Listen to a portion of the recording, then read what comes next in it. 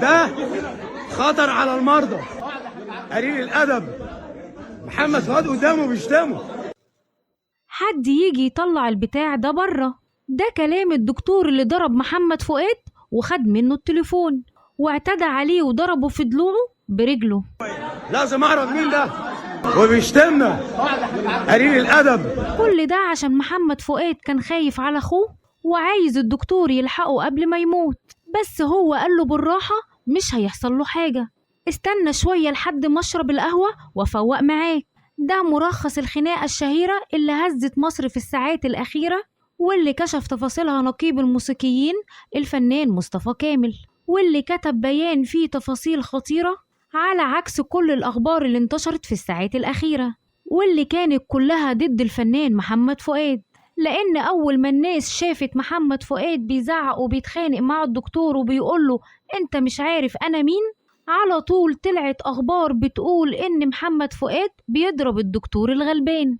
الحقيقة غير كده خالص، إن محمد فؤاد غلبان والدكتور هو اللي غلطان. وده الكلام اللي قاله مصطفى كامل في بيان نشره من ساعات قليلة على صفحة النقابة، وقال إن الحكاية بدأت الساعة 4:30 الفجر يوم الاثنين، لما صحي من النوم مفزوع على تليفون من أسرة أخوه، قالوا له الحق أخوك بيموت. وطبعا هو جري بهدوم النوم في الشارع وراح خد أخوه وطلع بيه على أقرب مستشفى في وشه، وهي مستشفى عين شمس التخصصي. وكان معاه مدير أعماله وابن أخوه إبراهيم فؤاد والفنان أحمد جوهر، كانوا رايحين بأخو محمد فؤاد الكبير الحاج عبد العزيز. كان في حالة صعبة جدا وكان لازم يلحقوه.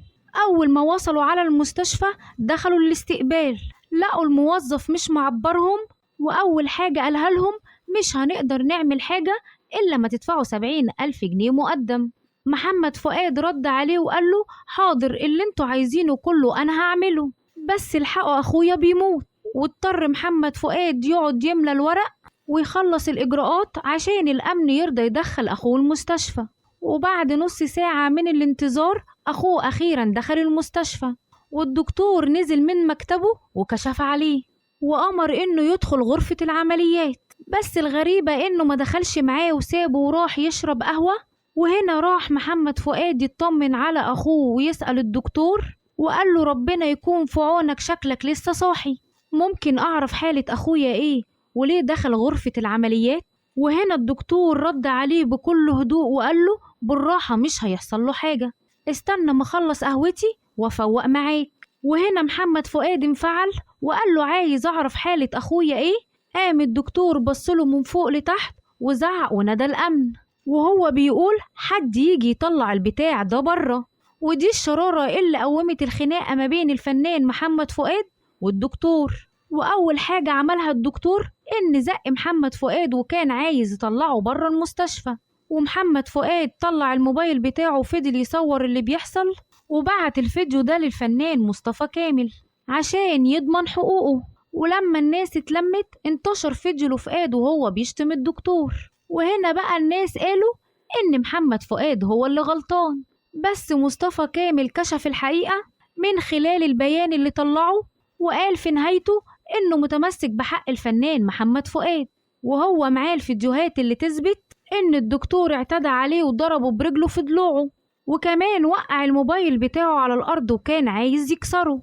وقال إن النقابة هتاخد الإجراءات القانونية اللي تضمن حق محمد فؤاد.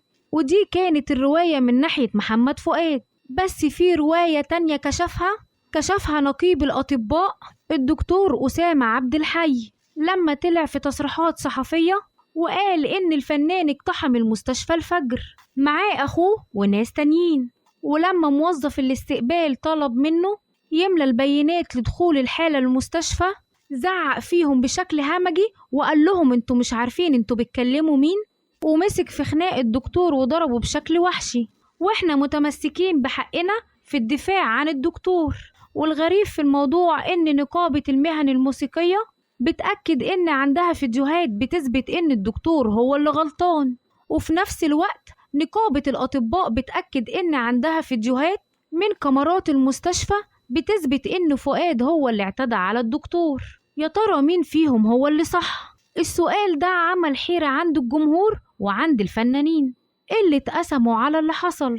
في منهم اللي دعم محمد فؤاد وفي منهم اللي اتريق على الموضوع، زي الملحن عمرو مصطفى اللي كتب بوست غريب على الفيسبوك. جمهور محمد فؤاد اعتبروه بيهاجم فؤاد وبيكدبه، لأنه قال مش هصدق لو عملته ايه إن في دكتور هيدخل عليه مريض ومش هيرضى يعالجه. وبعد الجدال ده كله والخناقة اللي حصلت في المستشفى، اضطر محمد فؤاد إن ينقل أخوه المستشفى تانية، وهو حاليا حالته مستقرة بعد ما ركب دعامة وقسطرة على القلب. وبعد ما الموضوع خلص علق محمد فؤاد وقال بعد اللي حصل اتفاجئت إن الدكتور عمل محضر ضدي في اسم الويلي وهو اللي غلطان، وكمان بيقول إني ضربته والكلام ده ما حصلش، وهو اللي مستهتر ومش مراعي القسم اللي هو أقسمه ولا المريض اللي بيموت قدامه. وأنا مش هسيب حق أخويا مهما حصل. وهو حاليا بينسق مع مصطفى كامل عشان يرفع قضية على المستشفى وعلى الدكتور، وشكل الموضوع هيكبر لأن نقابة الأطباء مش هتسيب حق الدكتور اللي اتضرب زي ما قال. فيا ترى الموضوع هيكبر أكتر من كده وهتبقى قضية رأي عام ولا ممكن ينتهي بالصلح؟ والأهم من ده كله، اللي غلطان الفنان محمد فؤاد ولا الدكتور؟